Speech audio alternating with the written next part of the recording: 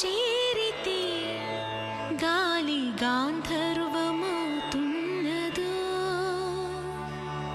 ఏ శ్వాసలో చేరితే గాలి గాంధర్వమవుతున్నదో, ఏ మోవిపై వాలితే మౌనమే మంత్రమవుతున్నదో, ఆ శ్వాసలో నీలీనమై ఆ మోవిపై నే మౌనమై నిన్ను చేరని మాధవా, ఏ శ్వాసలో చేరితే గాలి గాంధర్వమవుతున్నదో.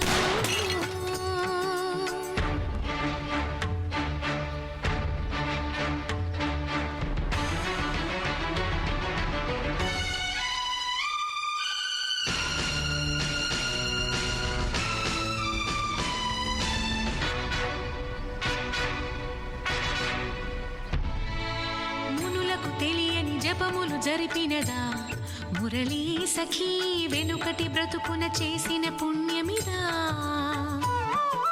తనువును నిలువున తొలిచిన గాయములే తన జన్మకి తరగని వరముల సిరులని తలచినదా. కృష్ణ నిన్ను చేరింది, అష్టాక్షరిగా మారింది, ఎలా ఇంత పిన్నిది వెదురు తాను పొందింది, వేణు మాధవాని సన్నిధి. ఈ శ్వాసలో చేరితే గాలి గాంధర్వమవుతున్నదో.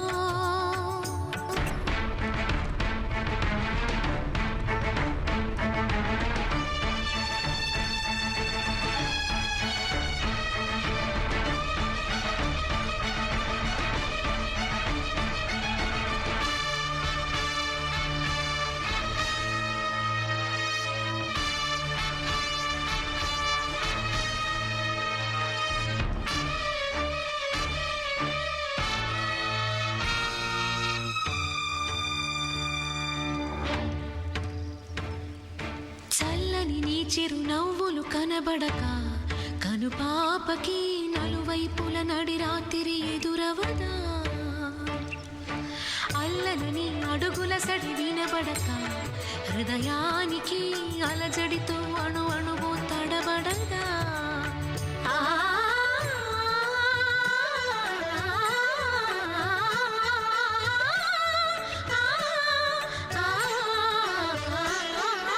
నువ్వే నడుపు పాదమిది, నువ్వే మీటు నాదమిది, నివాళిగా నామది నివేదించు నిమిషమిది, వేణు మాధవాని సన్నిధి.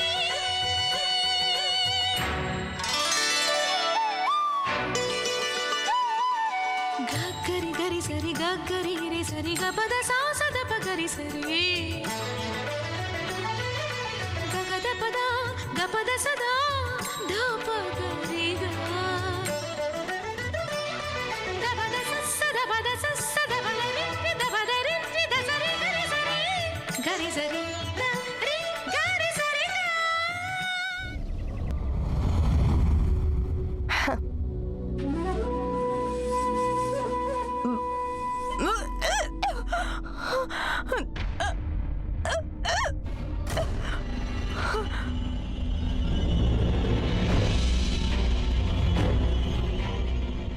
రాజేశ్వరి, పెదరాని అమ్మ,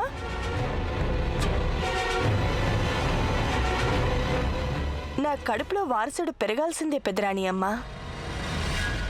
రానాగారి వారసుడైతే ఏంటి, నాగ వారసుడైతే ఏంటి, రాణి స్థానంలో మేవేగా ఉండేది.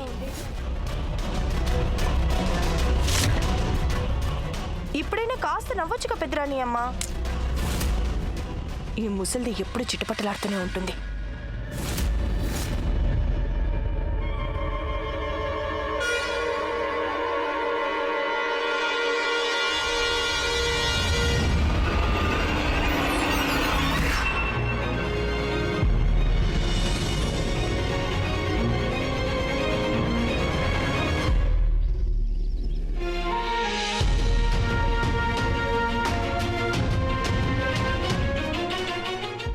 అమ్మాయి పుట్టింది.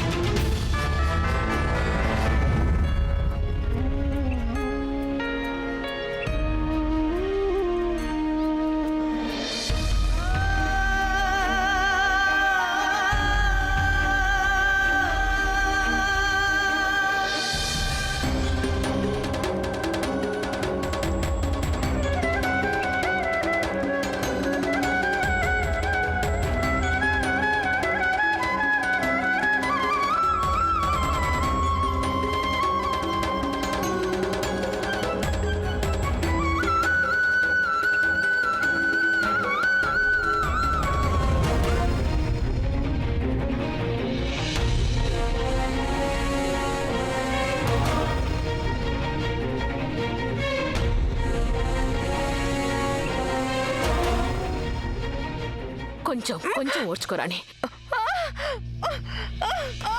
కొంచెం ఓర్చుకో. అయిపోయింది అయిపోయింది. రాణి, కాస్త ప్రయత్నించు. ఇంకా ప్రయత్నించు. రాణి, ఊపిరి పీల్చుకోండి. వేగంగా శ్వాస తీసుకోండి.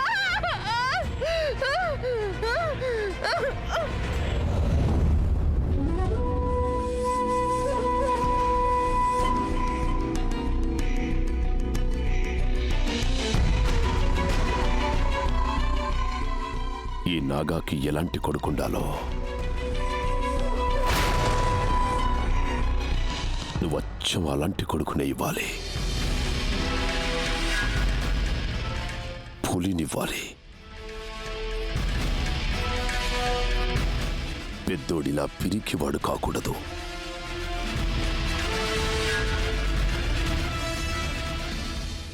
కాస్త ఓర్చుకోండి. రాణి, శ్వాస తీసుకోండి. ఓపిక పట్టండి.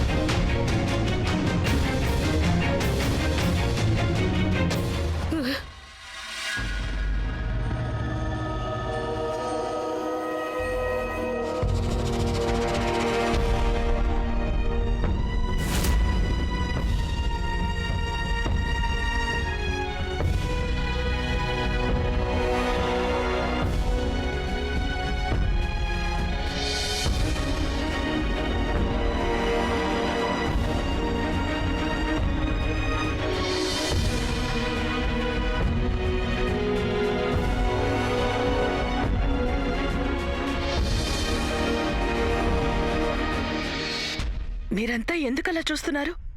కంగారు పడకండి. తను పడుకుంది. తను అచ్చన్ రాణా గారి లాగానే ఉంది. ఆయన కూడా నన్ను ఇలాగే ఏడిపించడానికి దొంగ నిద్రపోయేవారు కదా. రాణి, ఆ భగవంతుడి అనుగ్రహం. రాజమాత తను నిద్రపోతుంది.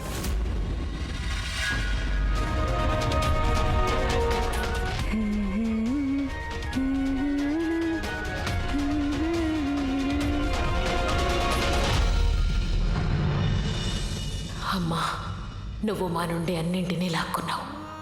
మా గౌరవం, మా వైభవం, మా కొడుకు అన్నీ పోగొట్టుకున్నాం. ఆమెర్కోట సూర్యుడు అస్తమించాడు. ఇప్పుడే పసికందు ప్రాణాన్ని కొండెక్కనివ్వకు తల్లి.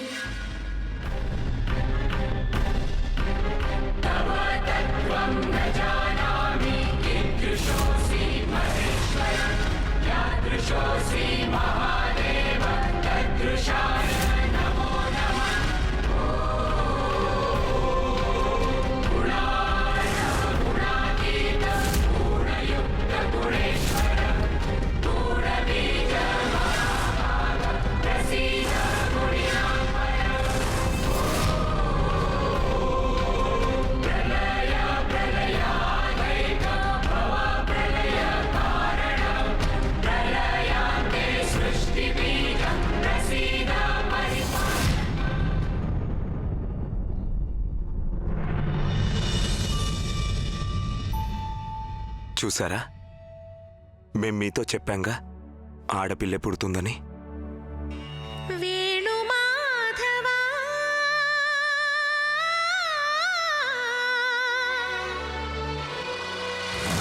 వేణు మాధవా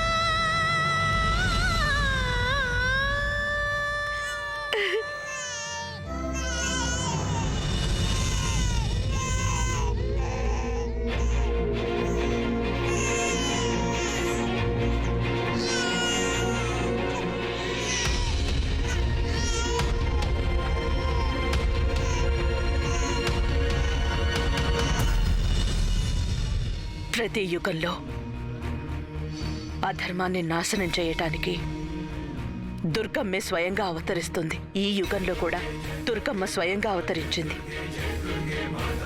ఇప్పుడు యుద్ధం మొదలవుతుంది. ఇక ఈ యుద్ధం మహాయుద్ధంగా మారుతుంది.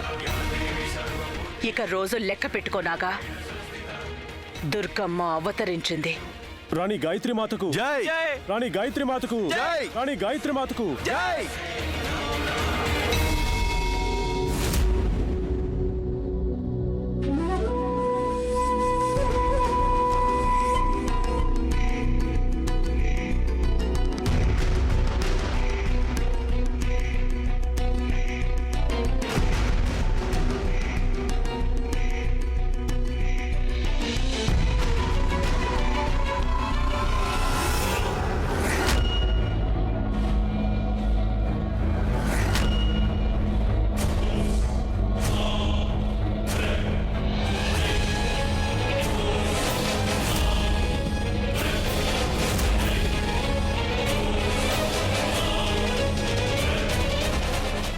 ఇది మృత్యువుకి చిహ్నం. నిన్ను నువ్వు పెద్ద యోధుడు అనుకుంటున్నావు కదూ? ఆ? ఈ రోజు మేము నీకు శాపం పెడుతున్నాం. నీకు మూడింది. నీకు ఒక ఆడదాని చేతిలో చావు తప్పదు. ఇలా జరగడానికి వీల్లేదు. ఎట్టి పరిస్థితుల్లో ఇలా జరగడానికి వీల్లేదు.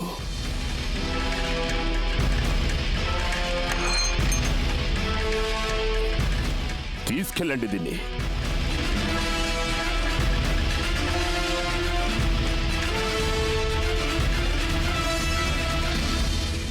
మీరు నాగా. చావు కూడా మీ ముందుకు రావడానికి భయపడుతుంది. అలాంటిది ఒక సాధారణ ఆడది మిమ్మల్ని ఏం చేస్తుంది?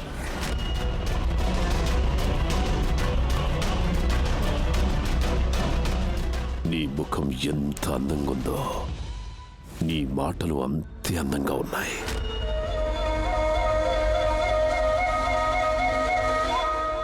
నువ్వు అత్యంత మత్తునిచ్చే మద్యానివి.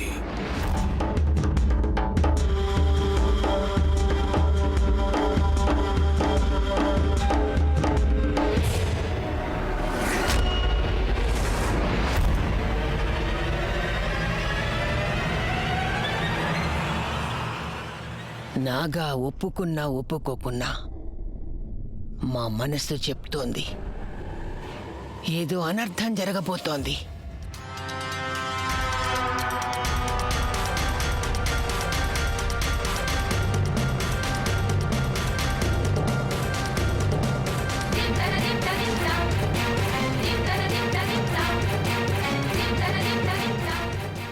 ఇది నీ ప్రసాదం. నీకే అప్పగిస్తున్నానమ్మా.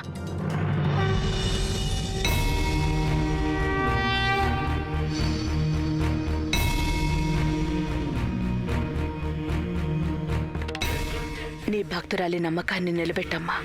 నా కూతురు ఈ రోజు నుంచి నీ బాధ్యత. ఎందుకంటే నేను ఈ రోజు తీసుకున్న నిర్ణయం వల్ల బహుశా నేను ప్రాణాలతో తిరిగి రాకపోవచ్చు.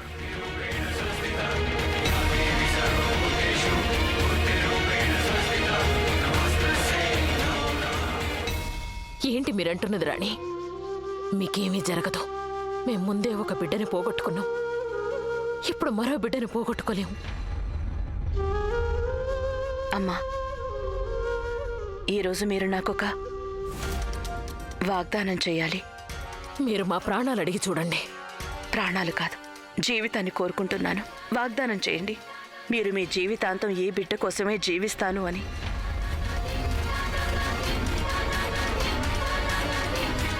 నాలో నిప్పు రవ్వను నేను మీకు అప్పగిస్తున్నాను. దీన్ని దావానలంగా మార్చాలి. అందులో ఆ నాగా మాడి మసైపోవాలి. వాగ్దానం చేయండి. ముందు మీరు మాకు వాగ్దానం చేయండి, మీరు తప్పక తిరిగి వస్తామని. నా నుండి మీరిలాంటి వాగ్దానం కోరుకుంటే నేను నిలబెట్టుకోలేకపోవచ్చు. రాజమాత, మీరు కేవలం నాకు అత్తగారే కాదు, అమ్మ కన్నా ఎక్కువ. మీరు నాకు గురువు. ఎవరు నన్ను నమ్మనప్పుడు కూడా మీరు నా మీద ఎంతగానో విశ్వాసం ఉంచారు. మీరొక మామూలు అమ్మాయిని వెతికి ఈ ఆమీర్ కోట్కి రాణిని చేసి ప్రతి అడుగులోనూ మీరు నాకు సాయపడ్డారు. నా కొత్త జీవితం, రాణా గారితో నా బంధం అన్నీ మీరు పెట్టిన భిక్షే. నేను కేవలం ఒక కూతుర్ని, సేఠ్ గోవింద్ గారి కూతుర్ని. ఈ లోకంలో ఏ వస్తువుతో పోల్చి చూసినా సరే మా అమ్మాయి విలువే నాకెక్కువ. అలాంటి కూతుర్ని ఒక భార్యగా, రాణిగా, యోధురాలిగా మీరే తీర్చిదిద్దారు.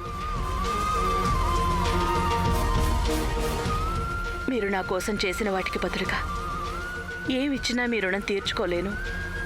కానీ ఒక్క వాగ్దానం మాత్రం తప్పక చేస్తాను. నేను ఏది చేసినా ఆ పని మూలంగా మీరు నన్ను చూసి తప్పక గర్వపడతారు.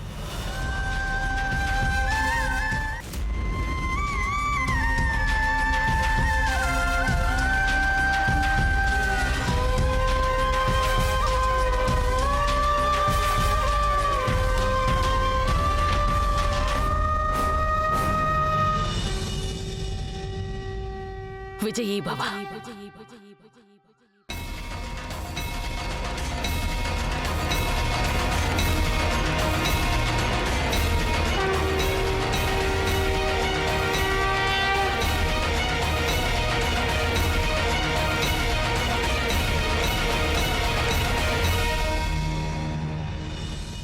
మీరు మీ కూతుర్ని మీతో తీసుకువెళుతున్నారా? నా కూతురు ఆ దుర్గమ్మ తల్లి ప్రతిరూపం. నేను మీకు చెప్పానుగా, తను కత్తుల మధ్య పెరుగుతుంది అని. తను నా బలహీనత కాదు, నా శక్తి రాజమాత, నా శక్తి. నేను ఆ నాగాకి, పెద్దరాణి అమ్మకి, రాణాగారి శత్రువులందరికీ నిరూపిస్తాను. ఈ లోకం నుండి రాణాగారి శరీరం మాత్రమే వెళ్ళిపోయింది. ఆయన ఆత్మ ఇప్పటికీ ఆయన కూతురిలో బ్రతికే ఉందని. మేము మా శత్రువుల్ని కనుక్కోవడంలో చాలా ఆలస్యం చేశాం.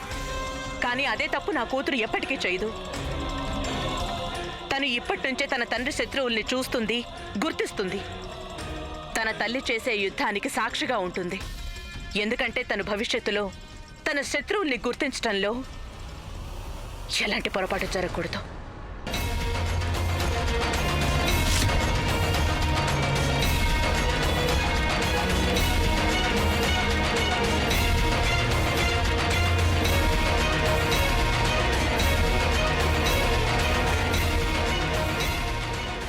या देवी सर्वभूतेषु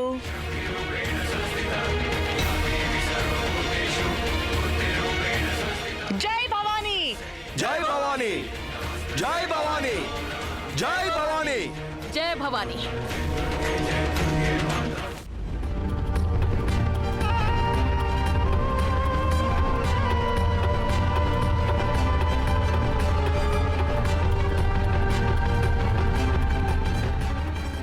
పెద్ద అశుభం జరిగింది. దాని అర్థం మాకు తెలుసు. మృత్యువు పదధ్వనులు మాకు బాగా తెలుసు. ఎన్నో ఏళ్లుగా ఈ ధ్వనులు వినిపిస్తున్నాయి. ఎన్నోసార్లు మృత్యువు మా గుమ్మం దాకా వచ్చింది మమ్మల్ని తీసుకెళ్ళడానికి. ఎన్నిసార్లు వచ్చాక దాంతో బంధం ఏర్పడదా? ఇక ఇప్పుడు మృత్యువు కూడా మాకు అలిగిన స్నేహితురాలనిపిస్తుంది. అది వస్తుంది గాని మమ్మల్ని కలవకుండానే అలా అలా వెళ్ళిపోతుంది. శుభం అశుభం, మృత్యువు, జీవితం, పాపం, పుణ్యం, వీటికి మేము అతీతులం. రాణా గారు, పాపపు చెరువు నిండిపోతే శిక్ష పడాల్సిందే. కానీ మాది పాపాల సముద్రం రాణా గారు. సముద్రం నిండాలంటే సమయం పడుతుంది, చాలా సమయం పడుతుంది. సరే రాణా గారు. మేమంత సులువుగా చావం.